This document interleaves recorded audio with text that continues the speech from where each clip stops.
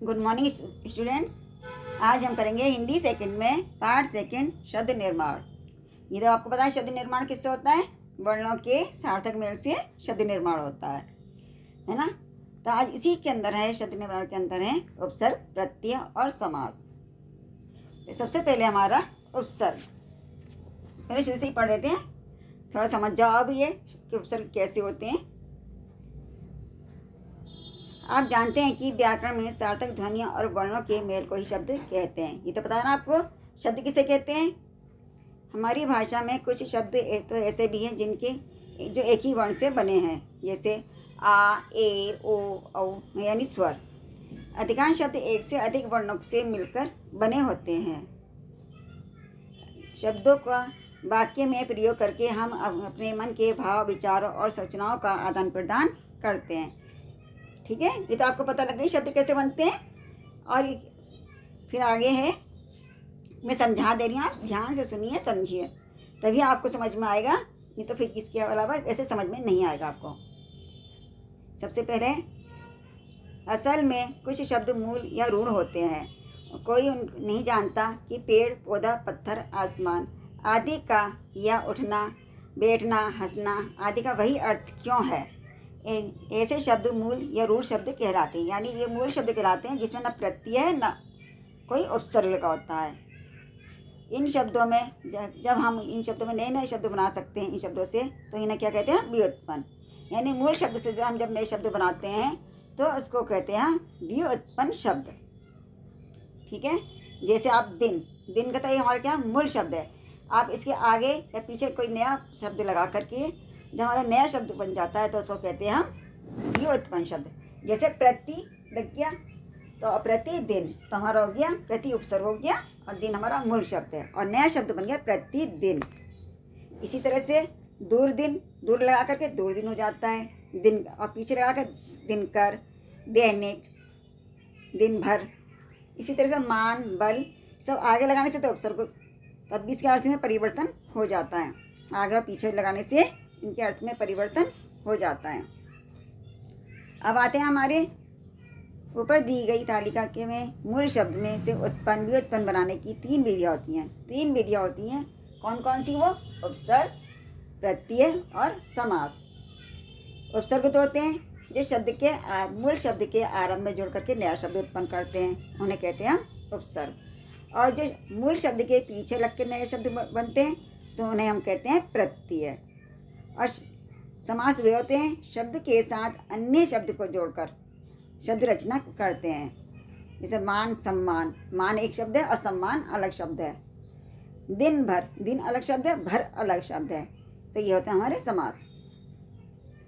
सबसे पहला आता है उपसर्ग। उपसर्ग आपको पता लग गई। उपसर्ग हमारे कितने प्रकार के होते हैं, 3 प्रकार के होते हैं। हिंदी के उपसर्ग, संस्कृत के उपसर्ग और अरबी फारसी के उपसर्ग। हिंदी के और संस्कृत के लगभग सामान्य होते हैं, एक समान होते हैं। ठीक है, ये सब नीचे आप किताब में देख रहे हैं, हिंदी का उपसर्ग और संस्कृत के भी देखिए लगभग समान होते हैं। उसी तरह से अरबी फारसी का उपसर्ग, अरबी फारसी यानी दूसरी भाषा से आए हुए उपसर्ग होते हैं। ये जैसे बद, बा, कम, तो ये हैं अरबी फारसी के उपसर्ग, दूसरी भाषा से आए हुए उर्दू के शब्द। ठीक है, क्या आप जानते हैं, ये जरूर याद करिए, देखिए ध्यान से, आगे पीछे लग करके कुछ विलोम शब्द भी बन जाते हैं। आगे शब्द लगाने से, उपसर्ग लगाने से हमारे वो विलोम शब्द हो जाते हैं। जैसे न्याय, न्याय हमारा मूल शब्द है और आगे लगने से उसका आ लगा दिया तो हमारा ये हो गया विलोम शब्द हो जाता है, अन्याय। ठीक है, अब हमने क्या जाना, हमने पूरा पाठ पढ़ा उपसर्ग का, तो अब ये जरूर याद करिएगा हमने क्या जाना है, क्योंकि इसी में से आपके प्रश्न भी बन के आते हैं। जैसे मूल शब्द, कुछ मूल शब्दों से उनके व्युत्पन्न शब्द भी बनाए जा सकते हैं। और फिर दूसरा है, नए शब्द बनाने की 3 विधियाँ होती हैं। नया शब्द बनाने की कितनी विधियाँ होती हैं, 3, उपसर्ग, प्रत्यय और समास। शब्द के प्रारंभ में जुड़कर नया शब्द बनाने वाले शब्दांश को क्या कहते हैं, उपसर्ग कहते हैं। ठीक है, उपसर्ग कितने प्रकार के होते हैं, 3, हिंदी के, संस्कृत के और अरबी फारसी के उपसर्ग, है ना। समझ में आ गया। ये एक्सरसाइज है, आपको भी जब ये पाठ अच्छी तरह से पढ़ा है, आपने समझा है तो ये आप अपना भी कर सकते हैं, नहीं तो वरना ये आपके सामने एक्सरसाइज है। ठीक है, दिए गए शब्दों में से उपसर्ग और मूल शब्द, आपको कुछ शब्द दिए गए हैं, इसमें से उपसर्ग और मूल शब्द छांट के अलग अलग लिखने हैं। दूसरा है, दिए गए मूल शब्दों में सही उपसर्ग जोड़कर इनका नया शब्द बनाइए। फिर आपको कुछ उपसर्ग दिए गए हैं तो उन उपसर्ग को जोड़ करके नए नए शब्द बनाइए। अब नीचे ऐसा कोई शब्द हैगा जो जिसमें कोई उपसर्ग नहीं लगा है तो आपको सर्किल करना है। ठीक है, अब आते हैं हमारे प्रत्यय। उपसर्ग जाना था, अब प्रत्यय कहाँ लगते हैं? शब्दों में पीछे जो, ठीक है, ये तो आपने पढ़ लिया था। अब है हमारा प्रत्यय। प्रत्यय मूल शब्द के पीछे जो लगकर हमारे नए शब्द बनाते हैं उनको हम कहते हैं प्रत्यय। ये प्रत्यय भी हमारे दो प्रकार के होते हैं। प्रत्यय कितने प्रकार के होते हैं? दो, एक कृत प्रत्यय और तद्धित प्रत्यय। सबसे पहले आता हमारा कृत प्रत्यय। क्रिया के मूल धातु रूप के अंत में जिन प्रत्ययों को जोड़कर संज्ञा या विशेषण शब्द बनाए जाते हैं उन्हें हम कृत प्रत्यय कहते हैं। इनसे बनने वाले शब्द कृदंत शब्द कहलाते हैं। कौन से शब्द कृत प्रत्यय लगने से क्या कहते हैं? कृदंत शब्द कहलाते हैं। जैसे झूला, ठेला, झाड़ू। झूल प्लस झूलना होता है ना, और प्लस आ, तो हमारा इसमें आ क्या है? प्रत्यय है। ऐसे ठेल प्लस आ तो हमारा क्या है? आ प्रत्यय। ठीक है, हिंदी के प्रमुख कृत प्रत्यय और उनसे बनने वाले कृदंत शब्द इस प्रकार हैं। जैसे देखिए, पूज, तो हमारा आ प्रत्यय लगने से क्या हो गया? पूजा, झूला, ठेला। इसी तरह से हमारे धातु कौन सी है? पढ़, लिख, चढ़, और हमने आई प्रत्यय लगा दिया तो क्या हो गया? पढ़ाई, लिखाई, चढ़ाई। ठीक है, इसी तरह से हमारी कृत प्रत्यय हैं जो आपकी किताब में देखिए, आ, आई, आओ, आकू। फिर आता है हमारा तद्धित प्रत्यय। इन अच्छी तरह से पढ़ना, समझना। ये समझा दिया है मैंने। देखिए किस तरह से इसमें पीछे लग करके इसके अर्थ में परिवर्तन हो जाता है। अब आता है तद्धित प्रत्यय। क्रिया को छोड़कर अन्य सभी प्रकार के शब्दों के अंत में जोड़ने वाले शब्दों को हम क्या कहते हैं? तद्धित प्रत्यय कहते हैं। यानी जैसे संज्ञा सर्वनाम शब्दों में जो हम प्रत्यय लगाते हैं उन्हें हम कहते हैं तद्धित प्रत्यय। अब आपको पता लगा कृत प्रत्यय कहाँ में लगता है? धातु में, और तद्धित प्रत्यय जो लगते हैं हमारे संज्ञा सर्वनाम में लगाए जाते हैं। ठीक है, जैसे आया हमारा तद्धित प्रत्यय, भूख, भूखा, प्यास में लग गया तो प्यासा हो गया, सुख तो सूखा हो गया। ठीक है ना? यही प्रत्यय जो आप कृत होते हैं वो तो लगते, कृत प्रत्यय लगते हैं धातु में, और तद्धित प्रत्यय लगती हैं संज्ञा सर्वनाम में लगते हैं। अब है उपसर्ग और प्रत्यय दोनों एक साथ का प्रयोग। अब इनको एक साथ कैसे किया जाता है? हिंदी में ऐसे भी अनेक शब्द हैं जिनमें उपसर्ग और प्रत्यय दोनों एक साथ प्रयोग होता है, जिनको दोनों में हम एक साथ प्रयोग कर सकते हैं। जैसे बी उपसर्ग है हमारा, शल्प मूल शब्द है, अब प्रत्यय प्रत्यय है तो क्या हो गया? विचलित। दोनों में लग के ना, चल हमारा बीच में आ गया और इसके आगे पीछे उपसर्ग और प्रत्यय लग गए तो क्या हो गया? विचलित। फिर ऐसे दूसरा लग गया प्रचलित। इसी तरह से अलिखित, बेईमानी।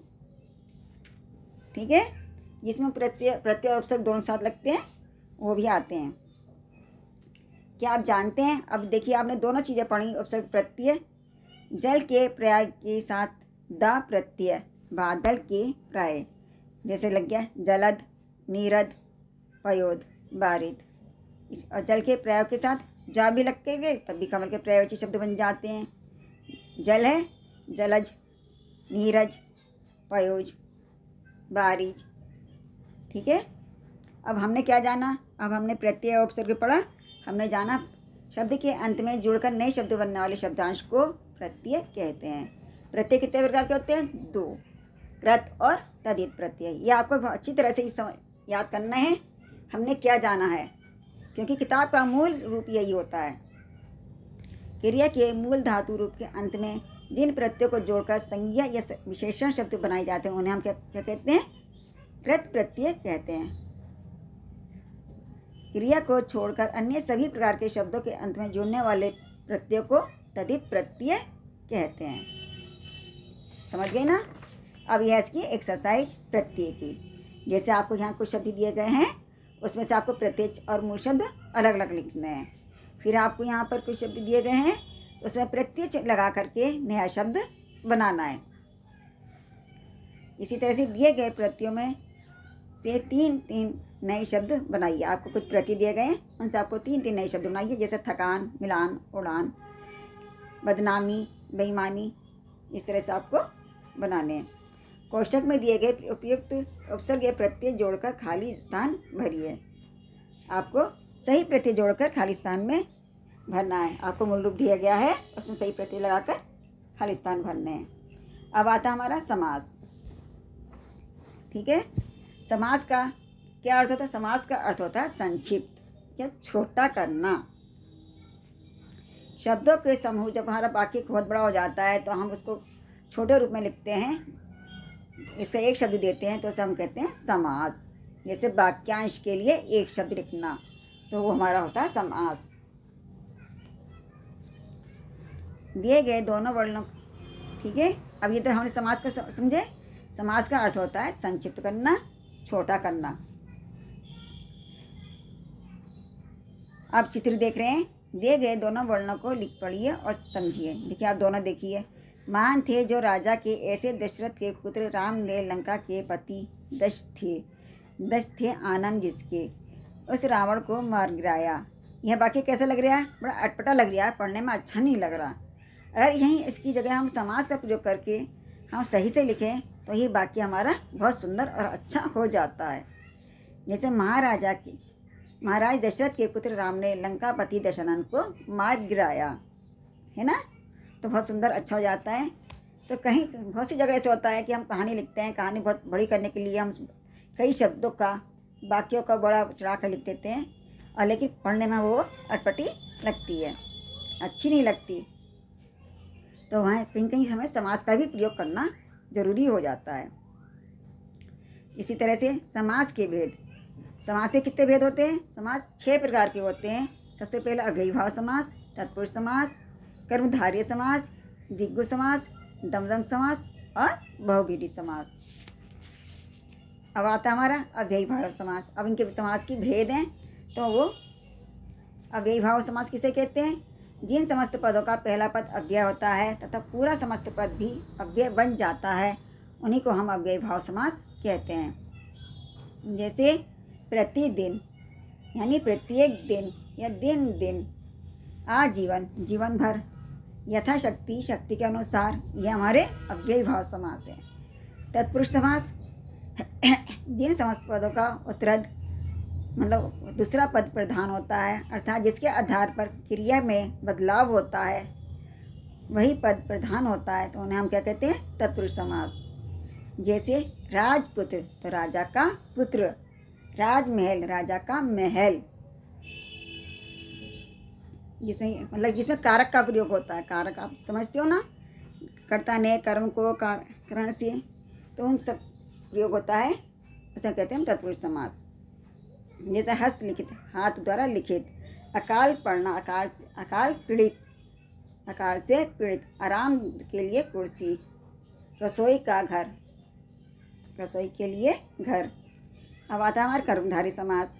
कर्मधारय समास के दोनों पदों में परस्पर उपमान और उपमेय का संबंध होता है। कर्मधारय समास में किसका होता है? उपमान और उपमेय दोनों का संबंध है, अथवा विशेषण और विशेष्य का संबंध होता है।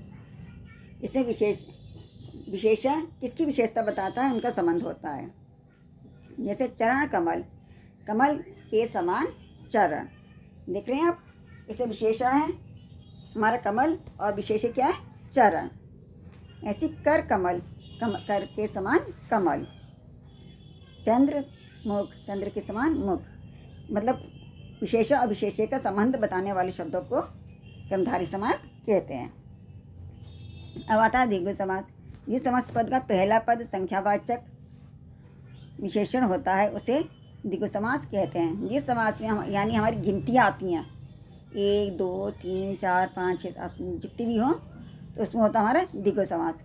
जैसे आपके नवरात्रे कितने दिन के होते हैं? 9 रात्रियों का समूह, तो उन्हें बोलते हैं नवरात्रे। तो 9 आया, गिनती आई ना, तो ये हमारा द्विगु समास। ऐसी शताब्दी, शत वर्षों का समूह। तो होती है हमारी शताब्दी। पंचवटी, पाँच वट वृक्षों का समूह। त्रिभुज, 3 भुजाओं का समूह जिसमें गिनती आती है, उसमें होता है हमारा द्विगु समास। अब आता है हमारा दबदब समास। जिन समास पदों के दोनों पद वृद्धान होते हैं और जिनके विग्रह करने पर दोनों के बीच और तथा एवं अथवा या आदि छिपे हुए समुच्चय बोधक का उल्लेख किया जाता है, उन्हें हम दबदब समास कहते हैं। इसकी पहचान बहुत सरल है। या और, जैसे दिन और रात, राम और कृष्ण, इस तरह से आते हैं तो उसमें हमारा दबदब समास की पहचान होती है। इसी तरह से बहुव्रीहि समास। जिन समास पदों के दोनों पद गौण हो या प्रधान न हो और दोनों मिलकर किसी अन्य पद की ओर संकेत करते हैं, उन्हें हम बहुव्रीहि समास कहते हैं। जैसे पीताम्बर, पीत है अंबर जिसका, इसमें दोनों पद प्रधान भी ना हो और गौण भी या गौण हो तो उन्हें हम कहते हैं बहुव्रीहि समास। नीलकंठ, नीला है कंठ जिसका, तो कौन है? शिव। तो ये हमारे बहुव्रीहि समास। ठीक है। अब हमने क्या जाना? जिस तरह से जल का प्राय प्लस निधि का समास करने से बनने वाला समस्त पद सागर का पर्यायवाची शब्द बनता है, जैसे जल निधि, नीर निधि, वारी निधि, ये सब क्या होते हैं? निधि शब्द जुड़ने से यह सब हमारे सागर के पर्यायवाची शब्द बन जाते हैं। ये हमने समास में जाना है। अब ये भी ध्यान रखिए, समास विग्रह करते हुए स्मरण रखें कि कभी कभी एक समस्त पद में एक से अधिक समास संभव हैं। यह भी ध्यान रखिए, जरूरी नहीं है इसमें एक ही समास हो, एक पद में कई दो समास भी हो सकते हैं। विग्रह के अनुसार समास का निर्धारण होगा। जैसे माखन चोर, माखन का चोर, तो तत्पुरुष समास होता है। माखन चुराता है जो, तो ये होता है सिर्फ बहुव्रीहि समास। इसी तरह से पीताम्बर, पीला है वस्त्र जिसका, पीला पीत है जो अंबर, तो ये कर्मधारय समास है। पीत है अंबर जिसका, तो ये हमारा हो गया बहुव्रीहि समास। ठीक है। अब हमने क्या जाना? हमने पूरा पाठ पढ़ा तो हमने जाना समास क्या होता है। तो समास का अर्थ होता है संक्षिप्त या छोटा होना। और समास से कितने भेद होते हैं? समास के 6 भेद होते हैं। अव्ययीभाव समास, तत्पुरुष समास, कर्मधारय समास, द्विगु समास, दबदब समास और बहुव्रीहि समास। ठीक है। ये तो हो गए हमारे समास। अब आज हमने क्या जाना? उपसर्ग, प्रत्यय और समास। अब ये समास की एक्सरसाइज है। अभी आपको अपने मन से किताब में करनी है। और ये हमने क्या जाना, ये जरूर तीनों के याद कर लें आपको। जैसे महात्मा, महान है जो आत्मा, तो कौन सा समास है? ये हमारा कर्मधारय समास। इसी तरह से शताब्दी का, शत वर्णों का समूह, यह द्विगु समास। इसी तरह से आपको इन समास विग्रह करने और इनके नाम लिखने हैं। फिर दूसरा प्रश्न है, समास विग्रह के समस्त पद, इनके भी आपको दे रखें, इनके समास कीजिए और इनके नाम लिखिए, समास के भेदों के नाम।